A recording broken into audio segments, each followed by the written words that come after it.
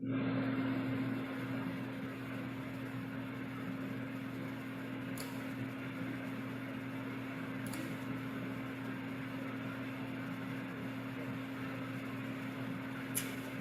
afternoon, everyone, and welcome to our CIL webinar series. Today, our own Karen Jackson is going to be introducing a speaker to talk about Medicare Part B and tips on how to save money on your Medicare Part B premiums. I'm going to turn this over to Karen, but I have a few housekeeping tips to go over. Those that have questions, please feel free to type those in the Q&A area. That button is located on your toolbar. It could be either at the top of your screen or at the bottom of your screen, and it's labeled Q&A. The chat area is available for you to send messages to the speakers or to send messages to other people on the webinar. So sit back, enjoy, and I'm going to turn this over to Karen. Oh, I have one more thing.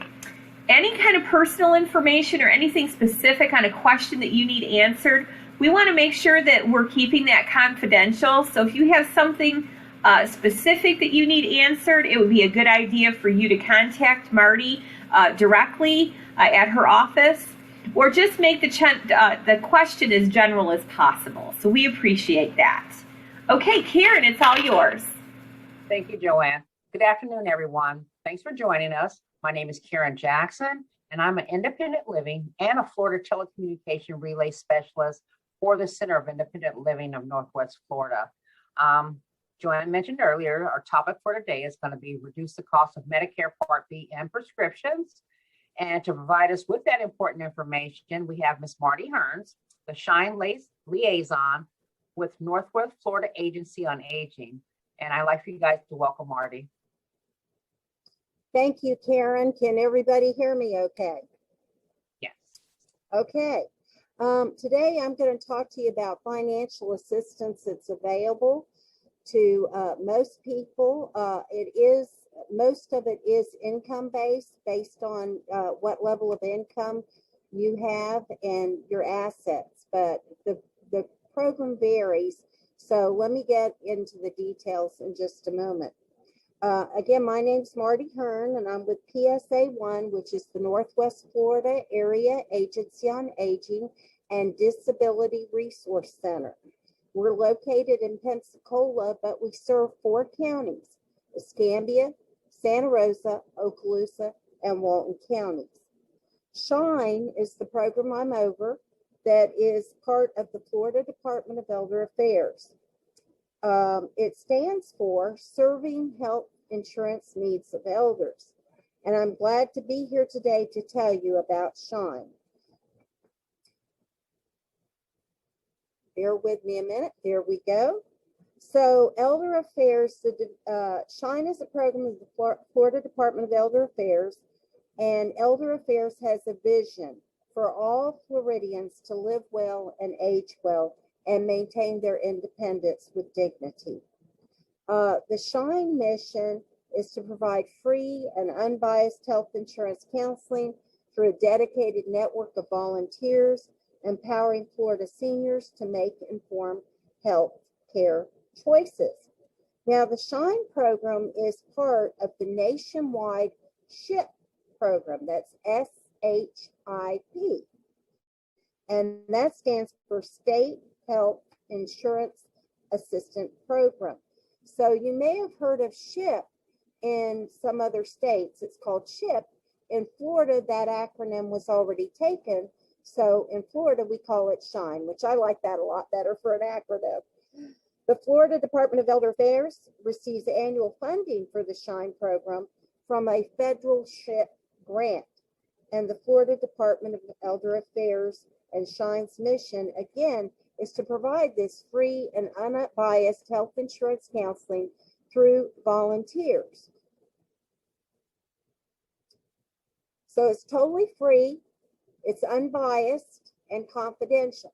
Now, what do I mean about unbiased? Well, if you call the number on TV to get information on Medicare, you're talking to an insurance salesperson, and they're trying to sell you insurance policies that they make a commission on.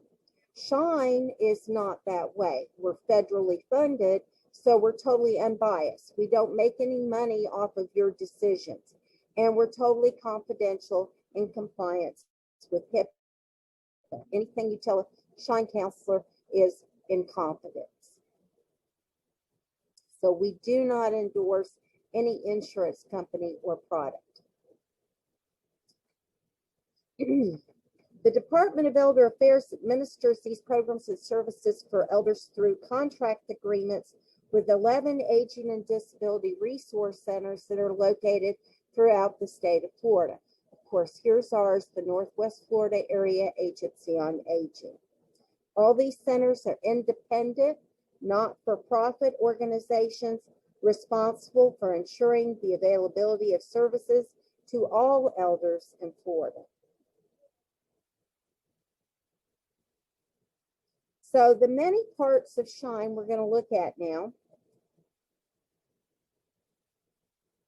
We provide counseling services to help seniors understand, compare, and enroll in these types of services: Original Medicare, Medicare Advantage plans, Medicare prescription drug coverage, Medicare supplement insurance, which is also called Medigap, the low income subsidy program or extra help for prescription drugs, which I'll be talking with you today about, the Medicare savings program, there we go,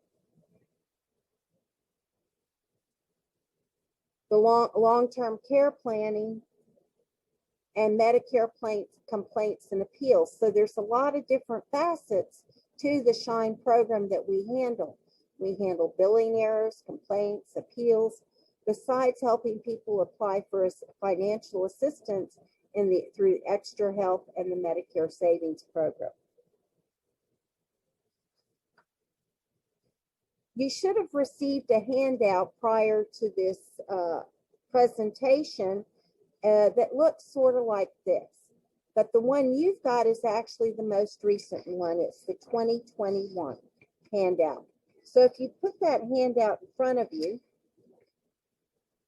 you'll see a chart there. And the first chart says qualified Medicare beneficiary. This is called QMB. This is the Medicare savings program. And this is the income limits for someone wanting to qualify for this program. This program actually pays for Part A and or Part B premiums, deductibles, co-insurance, and co-payment. As you can see on your handout, again, the numbers are different on the screen than on the handout. The handout is the latest numbers. On the handout, for an individual, the income maximum is $1,073 with a maximum asset or resources of $7,970. So those numbers are a little bit up from 2020 because those are the numbers on the screen. Now, if you're a couple, the maximum income is $1,452 a month, and by that way, that's monthly. And resources are a maximum of $11,960. That's the QMB program. The next one is the Special Low Income Medicare Beneficiary Program. And this one pays for Part B premium only. Now, your Part B premiums right now are costing about $148 a month. So for an individual that's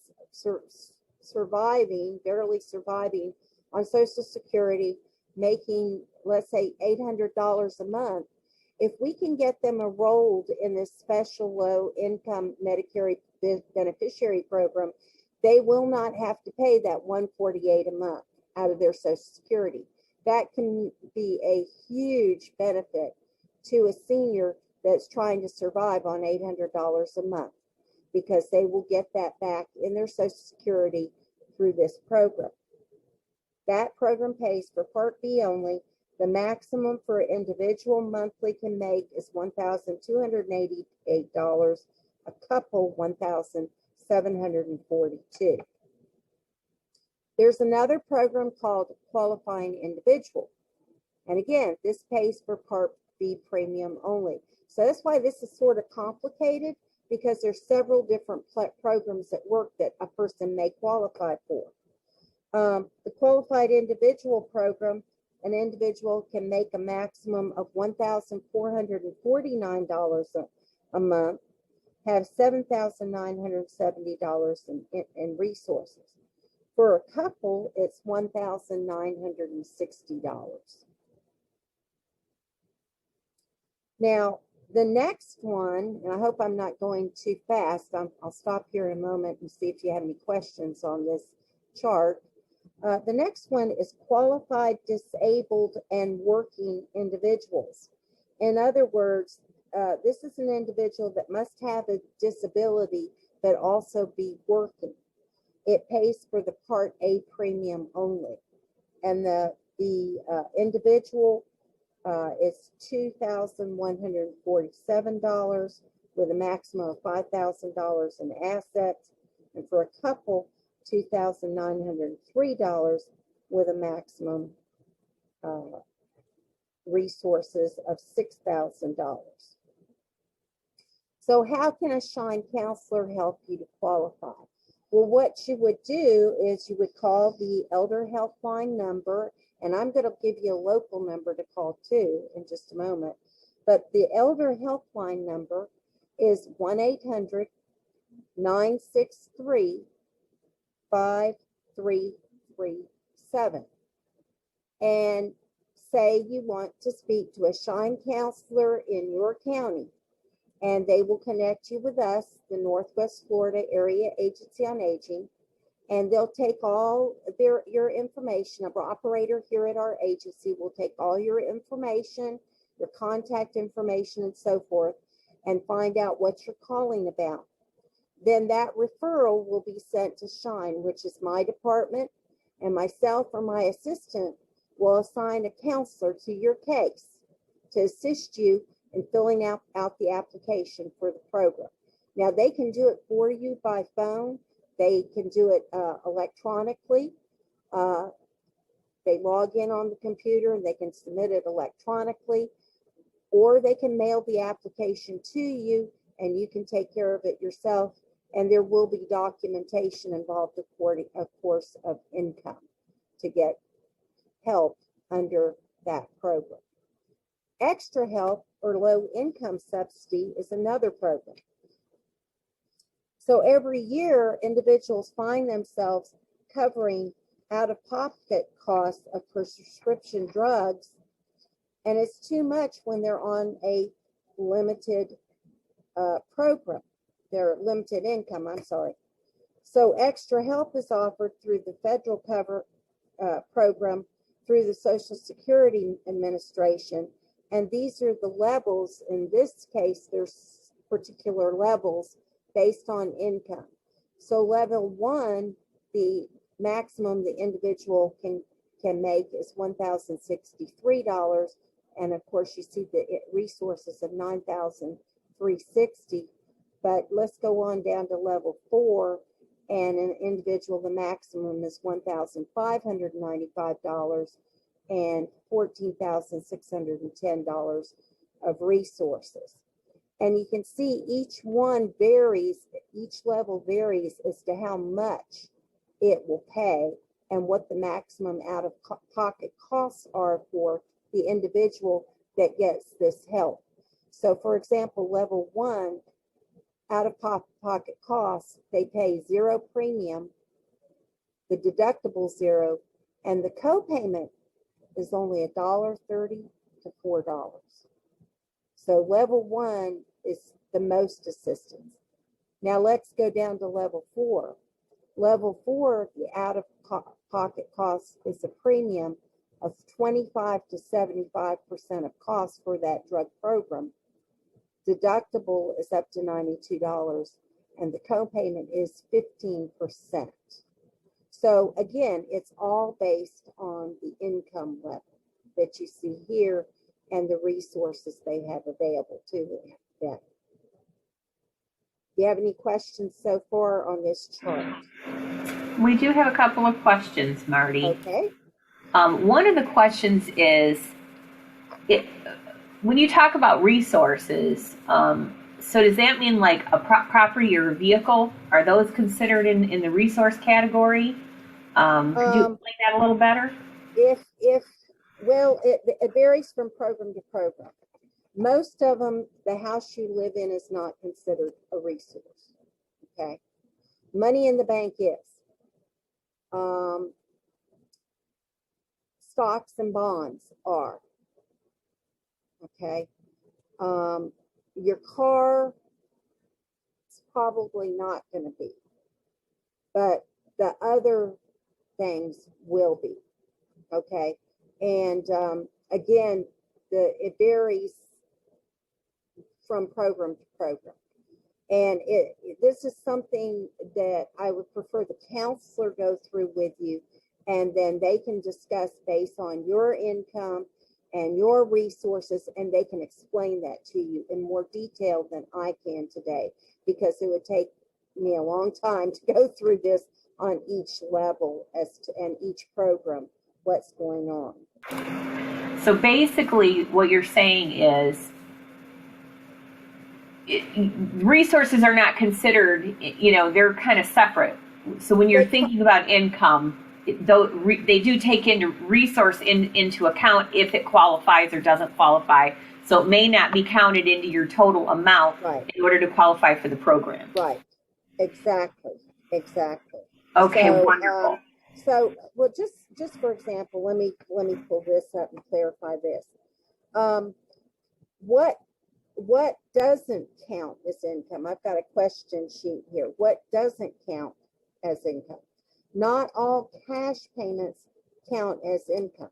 For example, they don't count if you're getting food stamps. They don't count housing assistance. They don't count home energy assistance or medical treatment and drugs, disaster assistance, earned income tax credit payments, assistance from others to pay your household expenses, victims' compensation payments, scholarships and education grants, and there's other exclusions.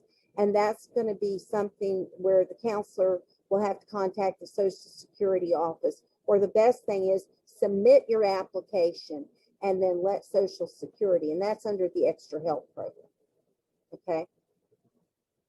And let them see, because we've had instances where a person's slightly over the income limit here and then got qualified. So we submit them, even if they're like, $20 over, we'll submit them, because it changes all the time, unfortunately. It's changing all the time, and we say, when in doubt, submit.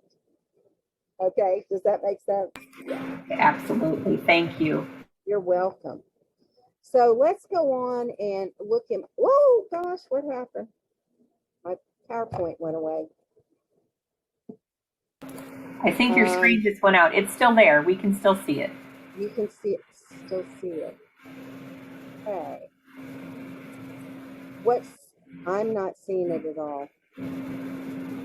Hold on just a second. Let me see if I can get it back.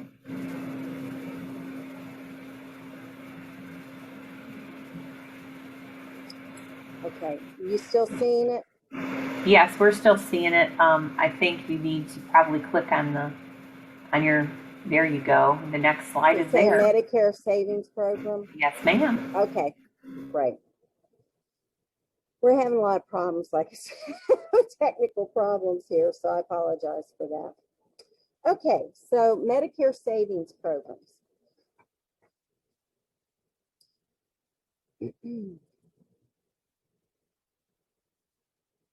Okay, the Medicare Savings Programs are designed to have individual states pay, the state does pay for eligible Medicare beneficiaries out-of-pocket costs. The programs are jointly funded through state and federal finances. There are several benefit levels in the program that are based on individuals' income and resources. Application assistance is available at the state level through the Department of Children and Family Services. And limited benefits are based on eligibility and include Medicare Part A and B premiums, deductibles, co-insurances, and co-payments.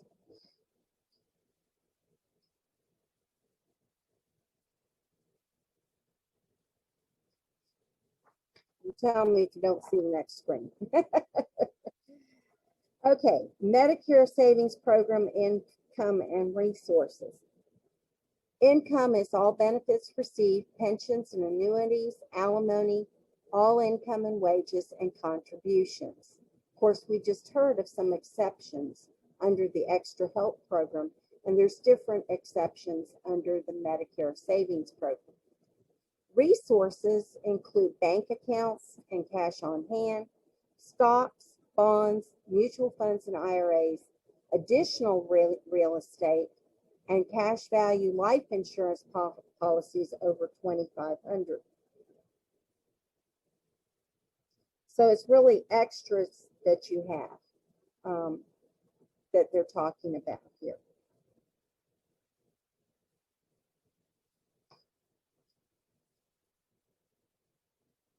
Now the Extra Help Program, sorry, I'm having to, is also called the Low Income Subsidy Program.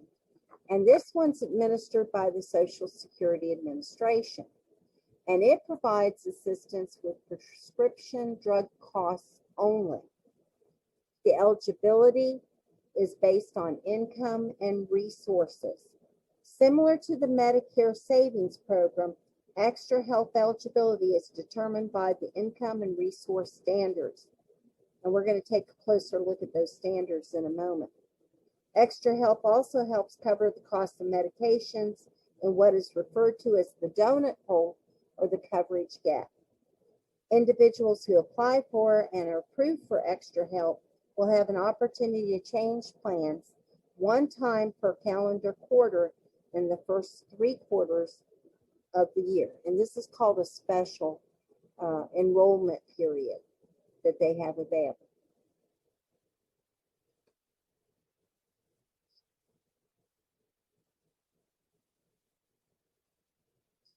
Now, back to your chart. Again, there's 4 levels of Extra Help based on income and resources. And you see that on your handout there. The lowest 2 levels include no monthly premiums or deductibles and minimal co-payments for each medication. The highest 2 levels of income and resources provide benefits that include premiums that are reduced at no cost, a reduced deductible where you pay a percentage, and a percentage of the co-payments for each medication. So again, it's based on income and resources.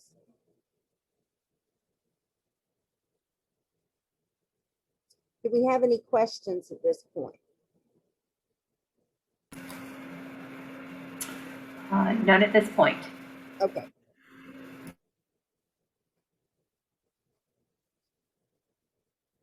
So that's about, as far as the PowerPoint goes, that's about all the Medicare savings programs and the Medicare savings program and the Extra Help, where you get help with your prescription drug coverage. There's another handout here that has Medicare Basics on it. If you'll take a look at that just a moment before I go into this fraud and abuse thing, which is just real short. On the Medicare Basics handout, this is something our counselors use to help people decide what Medicare plans for them.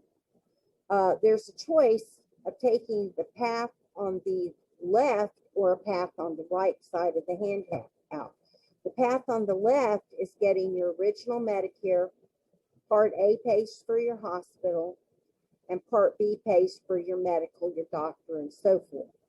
Then the optional coverage, if you see on that path, is getting a Medigap policy that bridges Medicare costs and gaps, and a Part D prescription drug plan to cover your drugs. Premiums, of course, vary, and deductibles vary for both on that side of the path. Now, if you look to the right of the handout, there is an or there, or a lot of people choose to go with Medicare Advantage. And Medicare Advantage is Part C, which includes Part A and B. There's premiums and the deductibles vary. Most include a Part D prescription drug plan. And these are obtained from private companies like Florida Blue, there's just AARP. There's a variety of companies out there that sell these Medicare Advantage plans. So when you talk to a counselor, a Shine counselor, they will review that with you. And especially if you're new to Medicare, there's a lot of decisions you have to make when you're brand new to Medicare. And you ideally need to make that 3 months before you turn 65.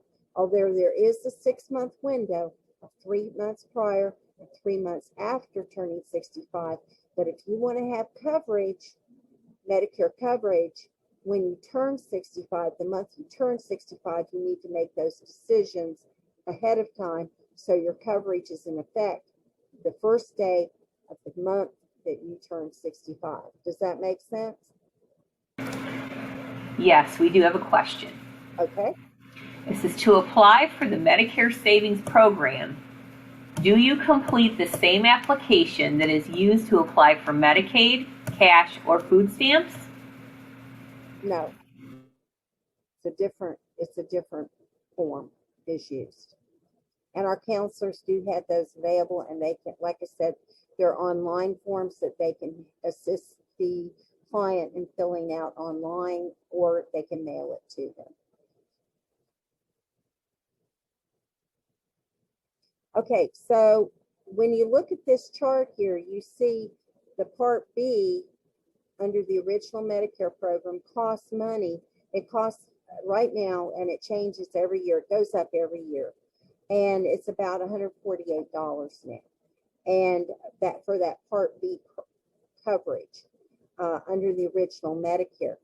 But if someone decides, well, I'd like a Medicare Advantage plan, because a lot of the Medicare Advantage plans will cover that premium for the individual, and there's zero cost to the individual. So that's one of the advantages of a Medicare Advantage plan.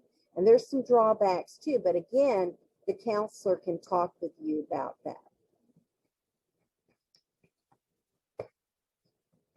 The other thing we do, and we talk about this with every presentation, is Medicare fraud and abuse, because it is so prevalent. The scam artists are out there, and they're trying to steal your Medicare information because they can use it well, they'll bill you for durable medical equipment that you don't need, like back braces, ankle braces, things like that, or labs that you didn't order, your doctor didn't order. So let me just touch on this just real briefly.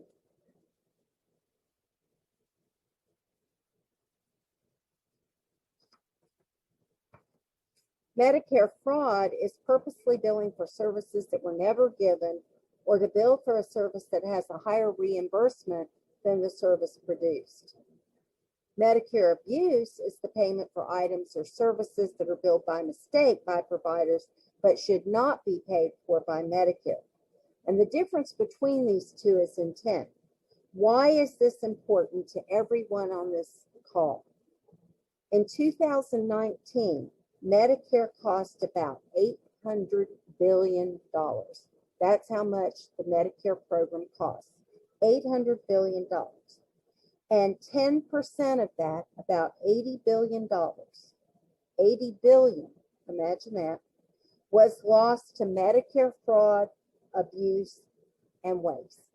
And this impacts all of us. This impacts every taxpayer, and especially Medicare beneficiaries with higher costs.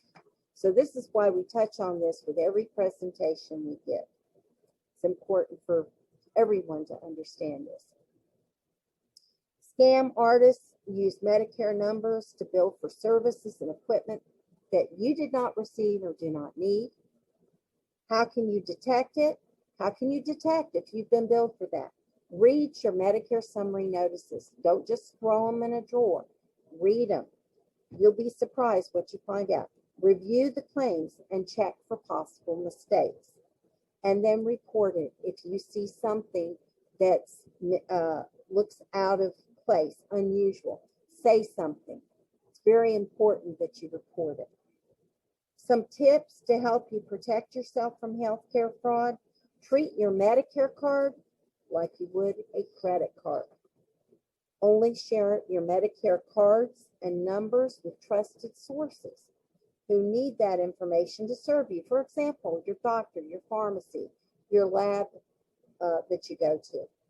Do not rely on advice or offers from unknown persons who call, visit, or approach you in public. Medicare will not call you. They will not call you. You know how they get people to answer the phone? The scammers do. They make it look like a call from Medicare, 1-800-Medicare. Or they might even make it look like a call from Social Security. They will never initiate the call. Social Security will not initiate the call, okay? If you've called them and they're calling you back, that's one thing. But what happens is scammers use the device to make their phone number look like it's coming from 1-800-Medicare or look like it's coming from Social Security. Or they can even make it look like it's coming from a hospital or a doctor's office. So you should never, ever give that information out over the phone to someone that just calls you randomly. Detect. Medicare sends you 2 notices. I'm sorry, I've advanced too far. Medicare, let me go back to the previous slide. Medicare will send you 2 notices with your claim information. The 2 notices are the following: the Medicare summary notice, but they also send you what is called an explanation of benefits. These notices allow you to review your Medicare claims and check for possible mistakes. We also have a health journal we can send you, no charge. We'll be glad to mail it to anybody that's on the call today. All you have to do is give your information to Karen or Joan, and we can send you this health journal where you can keep track of your doctor's appointments in it and what happened at your doctor's appointment. And then when your Medicare summary notice comes in, you compare what was actually done at your doctor's office or the lab, and that way keep track of what's going on with your Medicare summary notice. So I have those I can mail out to them at no charge to them. And then report. If you see something unusual, always report it. You can report it directly to Shine, to one of our counselors. If you get a call from someone requesting your Medicare number, do not give it out. You can also call the Federal Trade Commission and or your local law enforcement. But I found that the local law enforcement aren't as on top of things as the Shine counselors are, because we report directly to OIG, which stands for the Office of Inspector General, which is part of the Division of Health and Human Services. So we report directly to them any situations. What do we report? I'll give you an example. We just recently had of a person that read their Medicare summary notice and found that they had been billed for $125,000 by a hospital for a heart surgery. They've never had a heart surgery. And Medicare paid it. And then paid a portion of it, and then billed their Medicare supplement plan for the rest. And we're working on that one right now. This is not unusual. We run across these all the time. But we need people to report it to stop that kind of scamming happening. Marty, we do have a question. Good. It says, will you get penalized if you don't apply for Medicare at age 65? It depends. If the person is working, if they're working, and they have, health insurance through work, they won't. But they've only got so many days. I can't remember exactly how many days. The counselors know that, can answer that question immediately for them. But you have so many days when you quit working that you've got to apply for your Medicare. Yeah. Now, if you're already collecting Social Security, let's say at 62, you decided to take advantage of your Social Security benefit. If you're already receiving Social Security, your benefit, then they automatically enroll you in Part A and B. So that on your birth month, you automatically are enrolled in Part A and B, so you don't have to do anything. But they don't enroll you in a drug plan or a supplement plan, so it is necessary to reach out to a SHINE volunteer to get that additional coverage for your medicines.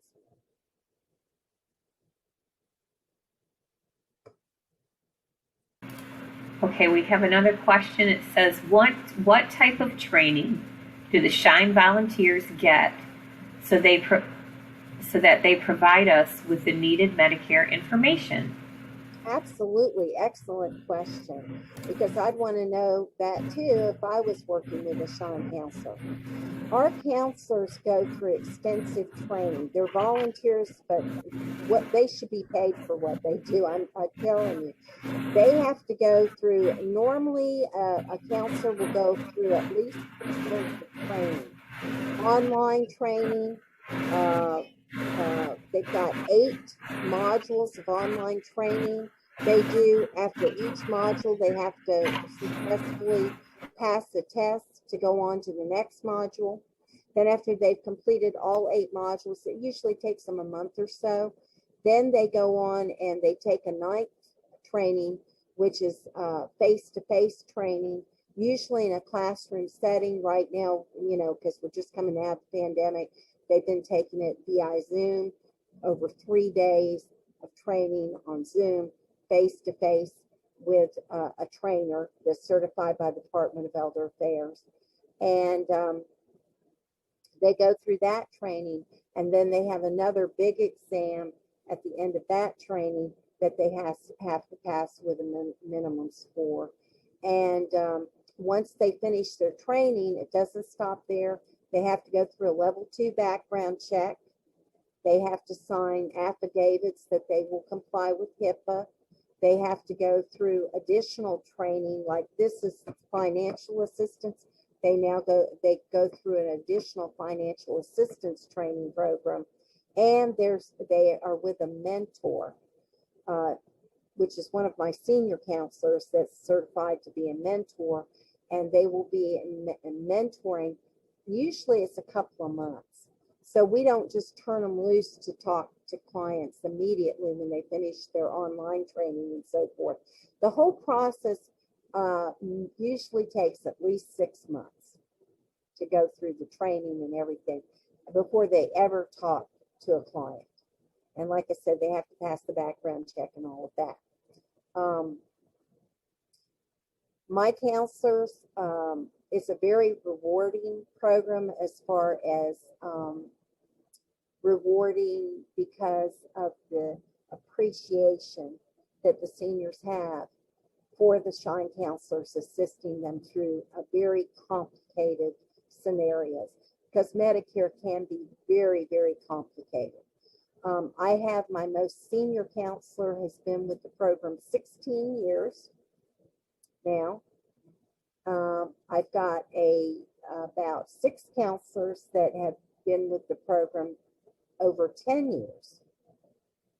And and I've got some wonderful counselors. I have, for example, a lady that just came on board, and she's a retired nurse instructor, has her master's degree in nursing, and just retired from Pensacola State College, teaching at the nursing school. So I've got some very interesting people that come from a variety of backgrounds. Got another lady, she's retired. She worked in California with Medi-Cal out there, and then moved to Florida. and she went through the SHINE program here. And we assist a lot of people, especially during open enrollment. And they're very, very good at what they do. Okay, we've got a question. It says, do you have to be 65 in order to use the SHINE program? Oh, no. If you're on Medicare and you're disabled, you're getting Medicare because you're disabled, we can assist you as well. There's no limitation. We've even assisted 20-something-year-olds with the program that were disabled.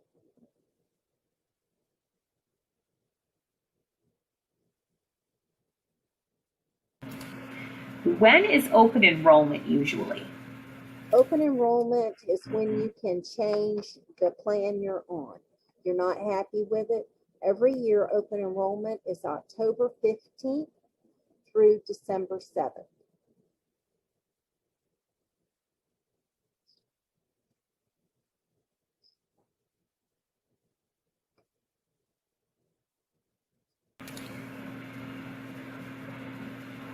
Okay, everybody, if you have questions, now is the time to let us know what those are, if there's any more, and we'll be sure to answer them as best we can.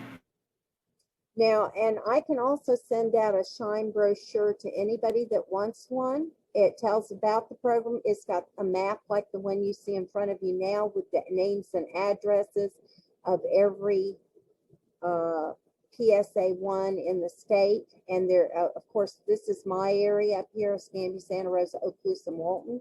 So this is the PSA you would contact for information. There's the local number, 850-494-7101. The 800 number that was flashing up on the screen previously is for the entire state, and they will direct you to our organization. But if you want a more immediate direct communication with our office in Pensacola, there's the number, 850-494-7101. And at the bottom of the screen, you'll see the website for SHINE. It's www.floridashine.org, O-R-G. And if you go to that website and you think you might be interested in volunteering for the SHINE program, there's on that website, the tab says join our team.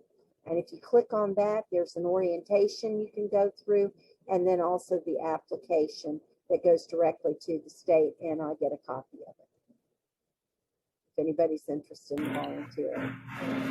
Okay, we do have a few more questions. Okay. First question we have here is, it says, so is this the only, reference to open enrollment, is this the only time that you can change your plan is during open enrollment, or is there another opportunity? There is another opportunity.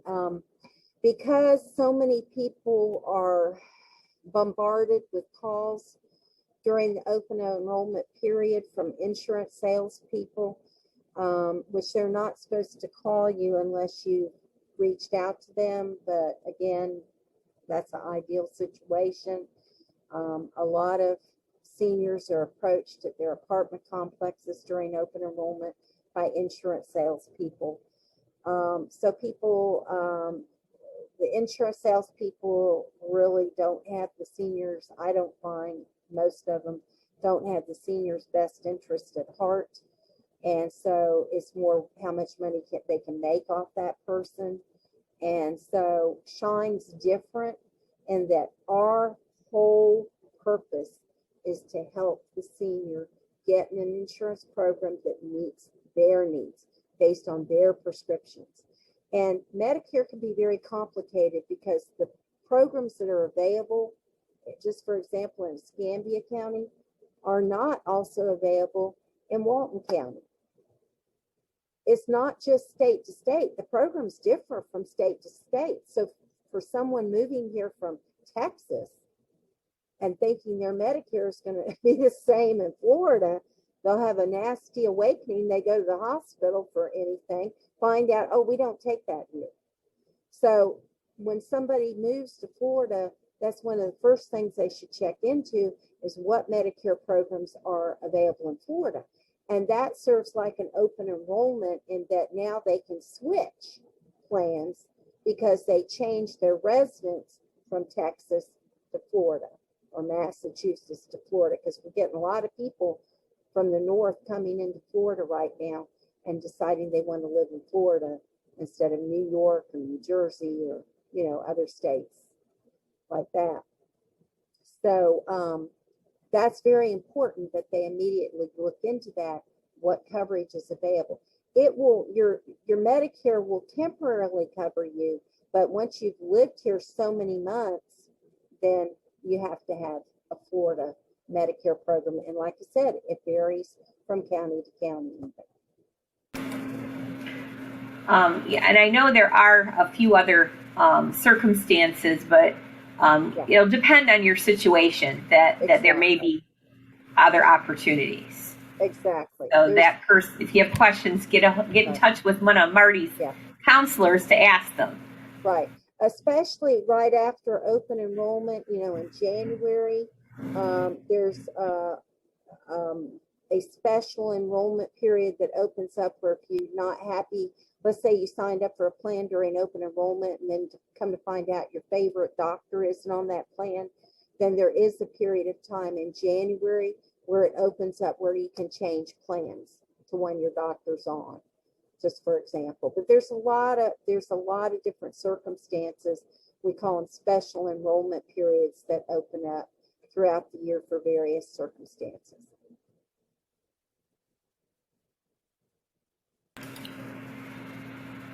Okay, is there any other questions? Last call.